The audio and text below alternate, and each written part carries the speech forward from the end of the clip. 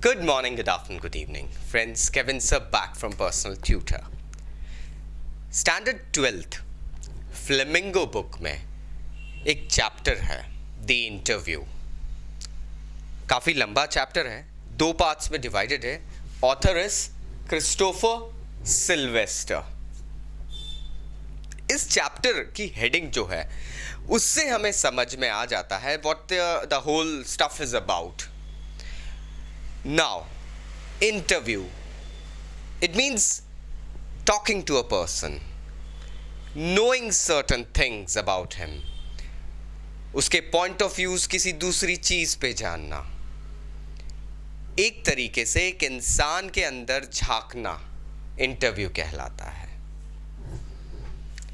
It is actually an excerpt. Excerpt means you people are already like in 12th standard, so I don't need to explain it to you, but still it is a short passage, an extracted thing from a book known as Introduction to the Penguin Books of Interviews. एक किताब थी जो Christopher Sylvester ने compile करी थी. एक book थी ये. इसके अंदर बहुत सारे इंटरव्यूज़ को कंपाइल किया गया था. लोगों के थॉट्स, उनकी आइडियोलॉजी थी कि वो लोग इंटरव्यूज़ के बारे में क्या माइंडसेट रखते हैं. And famous interviews taken of legends and famous people around since 1859 till the present. अब ये प्रेजेंट बोला है तो थोड़ा सा R&D करने पे we come to know that this book was published on 14th to 18th October, या आप इसको मोटे हिसाब से समझ सकते हैं अक्टूबर 2000, ईयर 2000, मतलब आज से 20 इयर्स पहले ये बुक छपी थी. 1859 से ईयर 2000 तक जितने इंटरव्यूज़ हुए थे उनका एनालिसिस इस बुक में था. यहाँ पे ऑथर हमें बताते हैं कि इंटरव्यूज़ की जो आर्ट थी, कला थी, ये लगभग, अब ये 2000 के पहले की बात हो रही है, मतलब उस समय से 130 इयर्स पहले लोगों ने एक्वायर करना शुरू कर ली थी. प्रेस और जर्नलिज्म में एक इम्पॉर्टेंट एस्पेक्ट बन गया था इंटरव्यूइंग समवन, क्योंकि बहुत clearly it gives us a picture of what the person is trying to say. उसका माइंडसेट क्या है, उसकी आइडियोलॉजी क्या है, and all sort of things इसमें समझ में आ जाती थी. नाउ कहा गया है कि अलग अलग लोगों ने इंटरव्यूज के बारे में मल्टीपल व्यूज दिए हैं. कुछ लोग ये समझते हैं कि interview is a way to find out truth about a person. एक पर्सन क्या सोच रहा है, उसके अंदर क्या चल रहा है.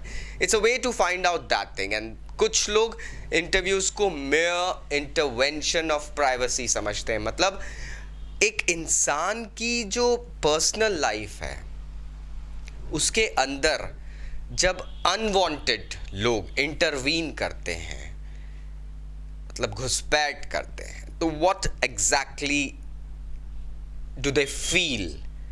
ऑब्वियसली किसी को अच्छा नहीं लगता है. आप अपने घर में बैठे हैं, शांत बैठे हैं, सडनली 10 लोग जिनको आप जानते नहीं हैं आपके घर में घुस जाएंगे, आपको कैसा फील होगा. So that is what some people actually feel.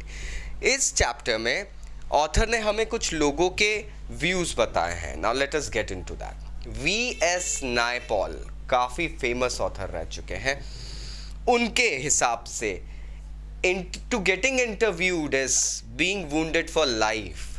एक इंसान जिसका इंटरव्यू होता है, कभी कभी आज की डेट में तो सच में हम ये देख रहे हैं, जर्नलिज्म और जर्नलिस्ट जो है, मीडिया जो है, it actually scraps the person, the flash out of the persons body. मतलब सच में उस इंसान को कुरेद देते हैं. सवाल इतने एक्सट्रीम हो गए हैं that the person who would be going ahead and giving the answers would actually feel wounded. उसे लगेगा कि उसे कोई घाव दे रहा है, उसके घाव को कुरेदा जा रहा है. So that is what V.S. Naipaul says. अब आप समझ सकते हैं जो एक्सट्रीमिटी V.S. नायपॉल बताना चाह रहे हैं, that what is a person who is being interviewed feels like. Question और उनके आंसर्स के ऊपर काउंटर क्वेश्चन, और फिर उसके बाद में आरोप प्रत्यारोप, that means allegations and all things. So it's actually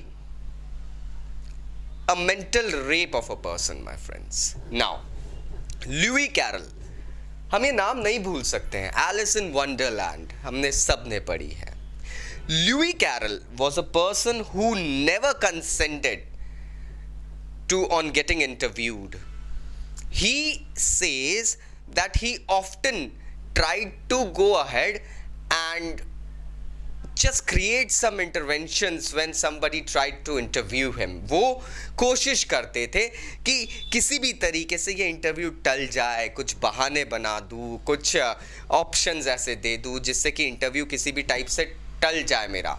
और बाद में अपने दोस्तों को वो चटकारे लेके मज़े के साथ बताते थे कि कैसे मैंने उस रिपोर्टर को साइड किक कर दिया, मैंने उसको कैसे साइड जोन कर दिया जिससे कि वो मेरा इंटरव्यू नहीं ले पाए, मैंने ये बहाना बनाया, मैंने ये कहानी बना दी. तो he actually went ahead and savoured this thing. उन्हें बड़ा मज़ा आता था जो इंटरव्यू लेने आ रहे हैं उनको टालने में और बहाने बना के स्पेशली दोस्तों को बताने में कि किस तरीके से उन्होंने इसमें जीत हासिल करी थी.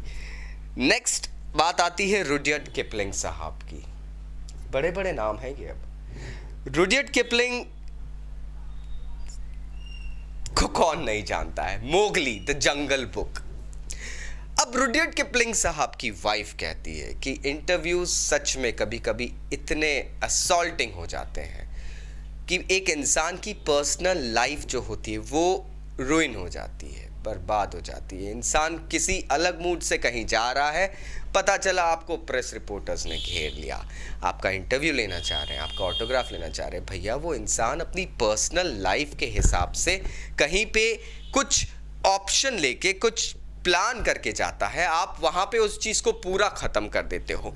हिज वाइफ एक्सप्लेन्स कि कैसे 14 अक्टूबर 1892 को ये एक शहर गए थे विजिट करने के लिए और 2 रिपोर्टर्स ने किस तरीके से इनकी हॉलीडे को रुइन करा था. रुडयर्ड किपलिंग खुद भी कहते हैं कि ये इंटरव्यू लेना बेसिकली एक तरीके से क्राइम है, एक इंसान के ऊपर एक असॉल्ट है ये, क्योंकि if you are taking an interview you are actually intervening the person's privacy, you are taking his time of which you do not have any right. आपको किसी इंसान के वक्त को अपना बनाने का कोई हक नहीं है, और जानबूझ के uninvited when you go ahead and start taking an interview, वो पर्सन सच में असॉल्टेड फील करता है. लेकिन एक आयरनी है इसमें. रुडयर्ड किपलिंग साहब खुद कुछ वक्त पहले मार्क ट्वेन के खिलाफ ऐसा असॉल्ट कर चुके थे. मतलब he had also gone ahead and taken an interview of mark Twain. So this is an irony that यहाँ क्रिस्टोफर सिल्वेस्टर बता रहे हैं. H.G. Wells, another famous author, जिन्होंने 20,000 Leagues Below the Ocean, Around the World and all, ऐसी बहुत सारी stories लिखी हुई है. वो कहते हैं कि इंटरव्यू एक बहुत अनप्लेजेंट एक्सपीरियंस है, एक कड़वा अनुभव है. एक इंसान जब इंटरव्यू देता है, right left up and down जो क्वेश्चंस आते हैं उसके ऊपर, and he has to choose the right words, क्योंकि जिस तरीके से एक इंसान के बोले गए वर्ड्स को ट्विस्ट एंड टर्न करके प्रोजेक्ट किया जाता है, वो बड़ी गंदी चीज़ होती है. इंसान अनकंफर्टेबल सा फील करने लगता है अगर उसने, क्योंकि अक्सर इंटरव्यूज़ में एक इंसान के पास्ट के बारे में, उसके पर्सनल फीलिंग्स के बारे में, उसके पर्सनल रिलेशंस तक के बारे में पूछ लिया जाता है, and that leaves the person a bit unpleasant. थोड़ा सा उसे कोफ्त सी होने लगती है, उस पर्सन को एक तरीके से अनईजीनेस फील होने लगता है. ये कहते हैं. लेकिन भाई साहब H.G. वेल्स भी 40 साल बाद Joseph Stalin, the Russian reformist, the revolutionary, उसका इंटरव्यू लेते हुए पाए जाते हैं. Finally he talks about Saul Bellow, again an author, and उनके बारे में कहते हैं कि साओ बेलो तो ये कहते हैं that whenever I am interviewed I feel like finger tips on my wind pipe, मतलब कोई मेरा गला घोट रहा है, मेरा दम घुट रहा है, सफोकेशन हो रहा है मुझे आपकी विंड पाइप पे, मतलब लाइक लोगों ने कस के दबा दिया, आपको चोक कर दिया है। तो आप मतलब अपने वर्ड्स नहीं बोल पाते हो इंटरव्यू में, क्योंकि आपने अगर कुछ बोला आपको काउंटर क्वेश्चन किया जाएगा। So that's what he feels suffocated. अब फ्रेंड्स यहां पे इतने पार्ट 1 में इतने एक्सर्प्स दे दिए हैं, इतनी सारी बातें बता दी है, सब लोगों ने इंटरव्यू को कंडेम करा, लेकिन एक पर्सन यहां पर है, his name is Dennis Brian. Dennis Brian साहब ये कहते हैं कि नहीं, ज़रूरी नहीं है कि इंटरव्यूज़ हमेशा एक बैड एक्सपीरियंस हो या कुछ गलत हो। इंटरव्यू एक इंसान के बारे में जानने का एक बिल्कुल सही तरीका रहता है। अक्सर लोग अपने रोल मॉडल के बारे में जानना चाहते हैं, how did he achieve this uniqueness, how did he overcome his fears, how did he go ahead and like obtain that stature in the society. और उस रोल मॉडल, उस पर्सन के वर्ड्स कई लोगों के लिए एक तरीके से एग्जेम्पलरी एग्जाम्पल्स बन जाते हैं, मोटिवेशन बन जाते हैं। तो इंटरव्यू ज़रूरी नहीं है कि हर बार खराब ही होते हैं। यहाँ ख़त्म होता है पार्ट 1। नेक्स्ट वीडियो में आपको पार्ट 2 के साथ मिलूंगा दोस्तों। Stay tuned. This is Kevin sir signing off. Take care, bye bye.